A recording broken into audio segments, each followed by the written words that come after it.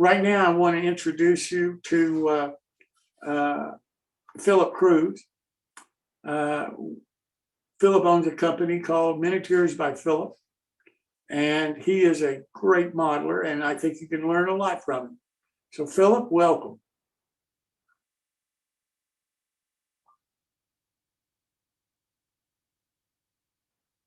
Pat, is Philip not here yet? Just a minute. Hi, Philip. Yes. Let me unmute it. I'm trying to get it. Huh. I'm trying to get it. All right. I keep losing the Video? okay. Can you hear me now? Yeah, and I can see you now. Okay, good. Yeah, my friend is about to do the camera work. I had a hectic day and I got tied up and I didn't get much done about what I was going to show tonight. I think Phil was going to show some of the barn pictures that I sent. I didn't have but about 3 that he said we might comment on. We can do that at any time. But basically tonight, I was just going to. Well, before you start, why don't we do it, Pat? Can we show those 3 or 4 pictures about the barn? Yes, because that was what I started last Yeah. week. Okay, that's where I had the rafters up. Right. And as I said, I lapped over the side. The reason we put the built the siding on the sides first. And then it goes from there, to the slats. Just little thin pieces of wood scrap wood that I have and slice down. And after that, they show it from a different angle, the front. And we were framing that part out last week, and I think I showed how the doors are cut. And it turned out to be a pretty nice little barn. I think the next picture, yeah. Yeah, I would agree with you. Yeah, I meant to crop it a little bit closer, but I thought I just chose the wrong picture, is what it was. Is that a ladder on the front of the front door on the right side? Yeah, and there's a ledge underneath The window.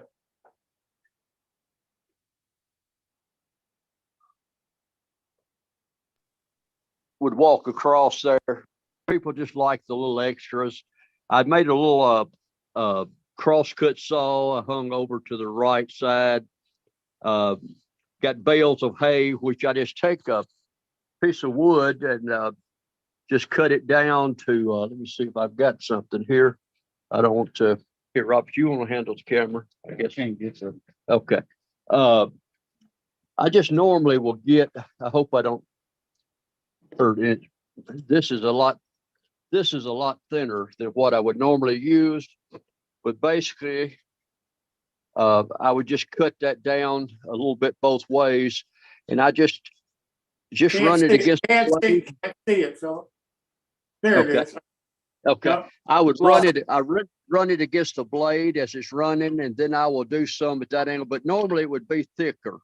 And then I would cut it down right through there. And I do the sides that's going to be on the outside. As I stack them up, the only thing you'll see are the outside and the fronts.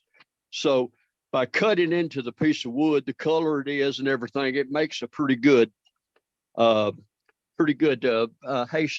bale. And so be sure I got it where you can see. That's what I was working on today. And we can't see. We can see you, but we can't see anything you're working on. Okay. Robert my friend's trying to get on with his camera. Robert, you may have to use mine.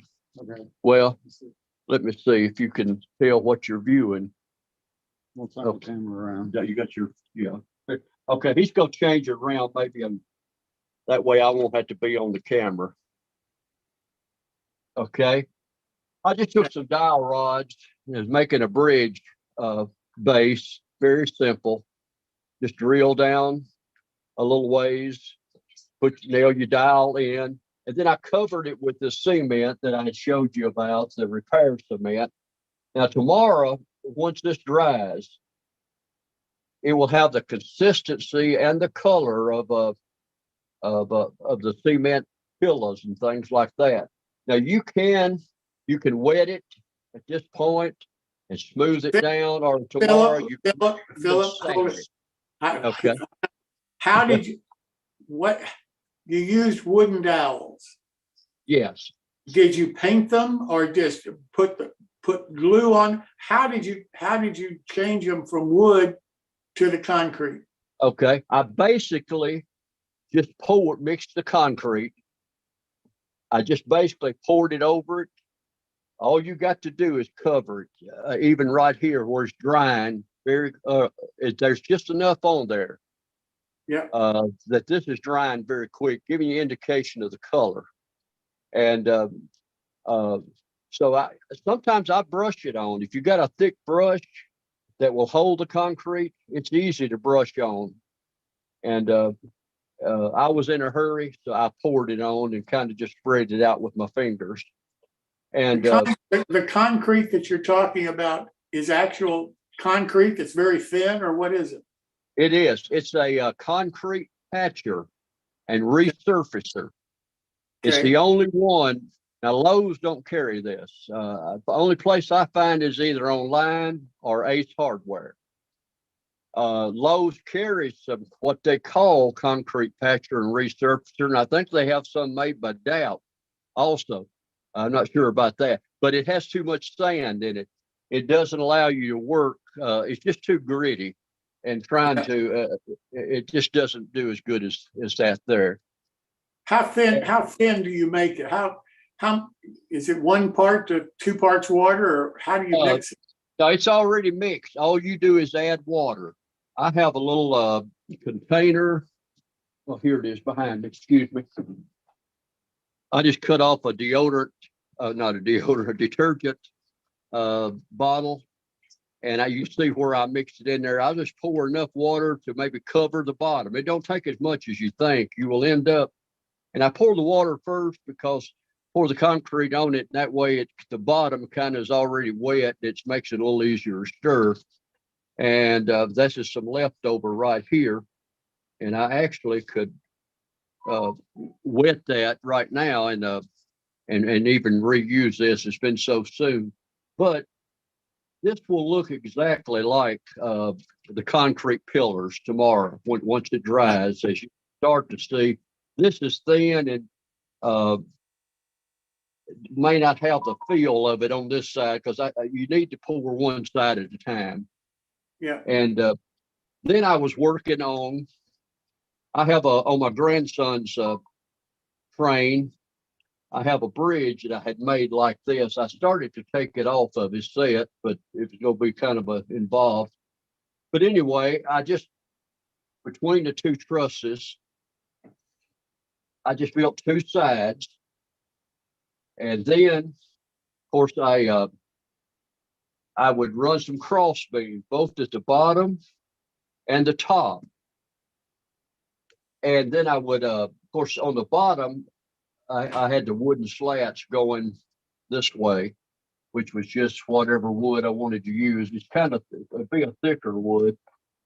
And on the top, I would use the same thing, but I did a cross pattern, X pattern, and just simply cut little notches about halfway.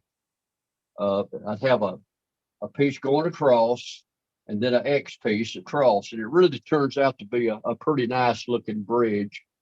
There are a lot better bridges. As I said in the beginning, one of the things I try to do, I try to do things that you can build quick. Most of the stuff that I build and sell just off of my site, I generally try to get it where I can build within 4 or 5 hours, like the general stores, the cabins, and things like that. Now, when I do a custom build from photographs, it's a whole different ballgame. And that's what a lot of people don't understand. I can sell my country stores for $79, but a custom build of a house may be $250 or on up because it's just It's just the fact that I have built probably 1,000 country stores in my life. And the house, the custom job, I've never attempted to build before. And you have to walk your way through it. You've got to plan it out. And it don't always come out a wall or something like you would like it to. Then you got to back up. And that's the thing that I work with. Now, I do have, well, I should have brought some. I mean, I've had some out. Now, here's another little thing that I pulled off of my grandson's set today, which is very easy to make. It's very dusty, but just some PVC pipe that you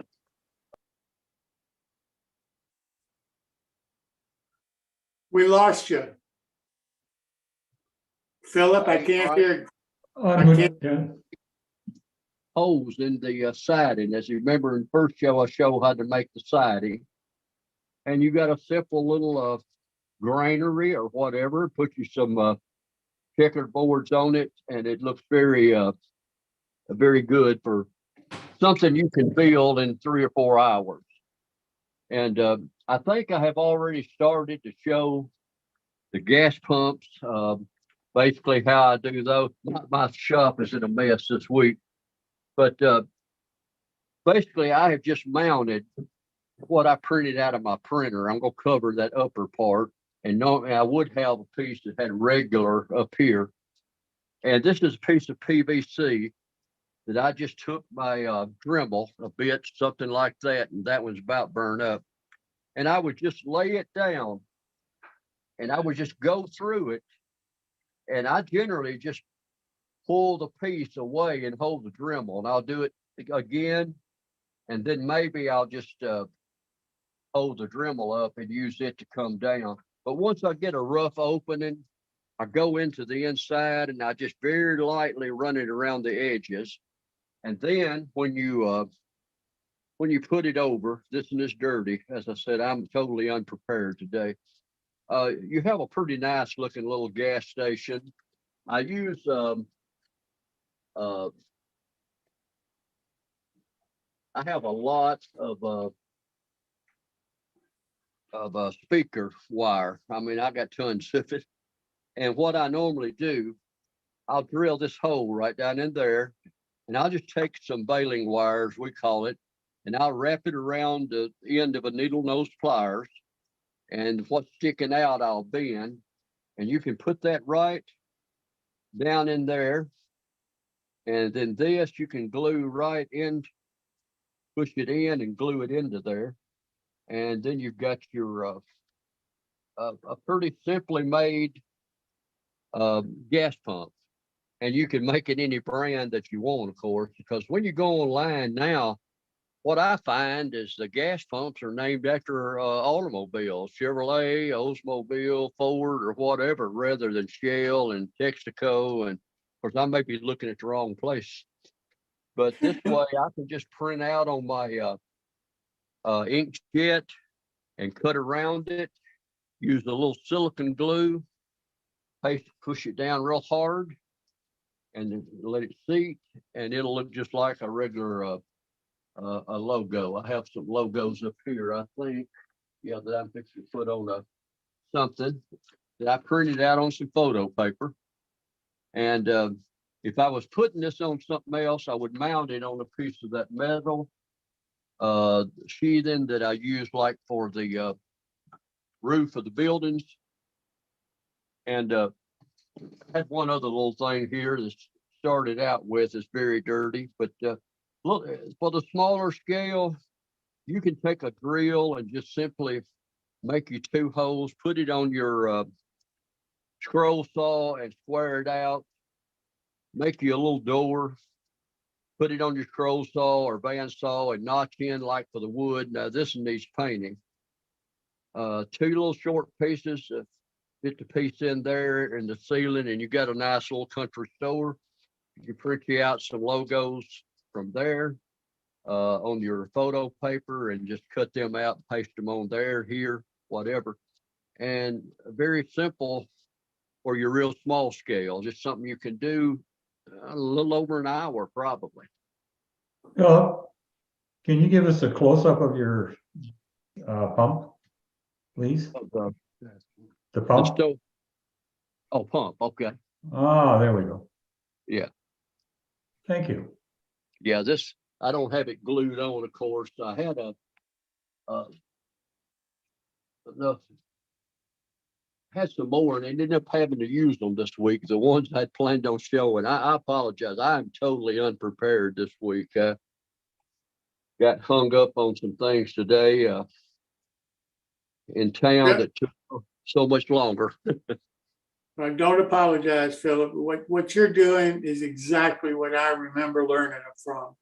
The kind of things that you're doing, absolutely I've done. No question about it. It never crossed my mind that anybody else would ever do something like that.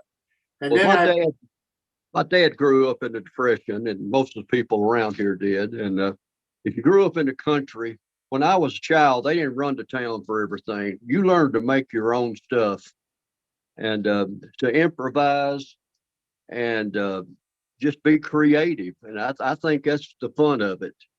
I have a challenge right now that I've never done before. There's a barn built in 1916 up in, I believe, Iowa or northern Missouri, totally round, made out of clay tile of all things. And it has more dormers on that thing than you can count. So it's a challenge. I may have it done by next week. I don't know. well, But I'll be a far along on it. well, I'd love to see it when you get it built, Philip. And thank you so much for sharing how you build things. I really do appreciate your time. I'll try to be more prepared next week. No problem. Thanks so much, Okay. Philip. Thank you.